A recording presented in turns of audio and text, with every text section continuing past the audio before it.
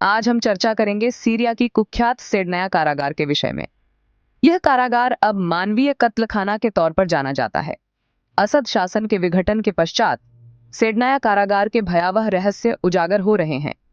विद्रोहियों ने सीरिया में असद परिवार के 50 वर्षीय शासन को मात्र 10 दिनों में ध्वस्त कर दिया। रविवार 8 दिसंबर को असद शासन के पतन के उपरांत लाखों सीरियाई नागरिकों ने राहत की सांस ली।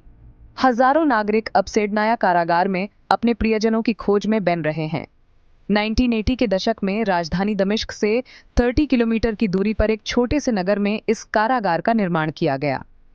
नाम से यह एक कारागार था, किंतु वास्तविकता में यह असद के विरोधियों के लिए एक कत्लखाना साबित हुआ। सीरिया में 2011 से गृह युद्ध आरंभ हुआ और असद परिवार की दमनकारी नीतियों से त्रस्त होकर जनविद्रोह भड़क उठा। इसके परिणाम स्वरूप असद शासन ने हजारों लोगों को इस कारागार में बंदी बना लिया। इस कारागार में राष्ट्रपति बशर अल असद ने क्रूरता की सभी सीमाएं लांघ दी, जिसके चलते इसे मानवीय कत्लखाना कहा जाने लगा।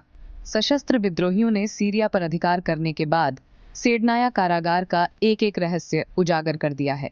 इससे पूर्व कभी न देखे गए कारागार के खौफनाक तस्वीरें और वीडियो सामने आए हैं। हजारों लोग अब अपने परिवारजनों का पता लगाने के लिए कारागार में एकत्रित हो गए हैं। सेडनाया कारागार असद के क्रूर, अमानवीय उत्पीड़न और दमन का प्रतीक बन गया था। 1980 के दशक में इस कारागार का निर्माण हाफिज अल असद के शासनकाल में हुआ था। जब यह कारागार पूर्ण रूप से कार्यरत हुआ तो इसे दो भागों में विभाजित कर दिया गया। हाइट बिल्डिंग वह स्थान था जहां असद शासन के विरोधियों को कैद किया जाता था। दूसरी इमारत रेड बिल्डिंग में असद शासन के विरोधी इस्लामी गुटों के संदिग्ध लोगों को बंदी बनाया जाता था। इस कारागार में लगभग 10,000 से 20,000 लोग निवास कर सकते थे।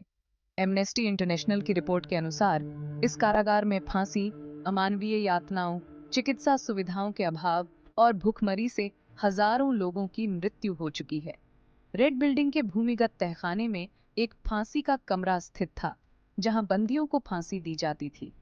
असद शासन के पतन के बाद विद्रोहियों ने इस कारागार के लगभग 1 दर्जन फांसी के कमरों के वीडियो साझा किए हैं। एमनेस्टी की रिपोर्ट के अनुसार 2011 से 2018 के मध्य 30,000 से अधिक लोग मारे गए।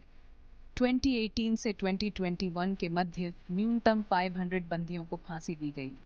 सेडनाया कारागार में सामूहिक हत्याओं को छिपाने के लिए असद सरकार ने एक दहनगृह भी स्थापित किया था।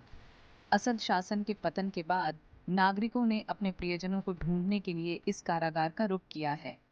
यद्यपि नागरिकों से अनुरोध किया गया है कि वे कारागार में प्रवेश करने से परहेज करें। यहाँ की प्रत्येक दीवार पर, हर कोने में यातनाओं और अत्याचारों की गाथाएं अंकित हैं। यह कारागार असद शासन की क्रूरता का सजीव प्रमाण है। आशा है कि अब न्याय प्राप्त होगा और पीड़ितों के परिवारों को आत्मतुष्टि मिलेगी।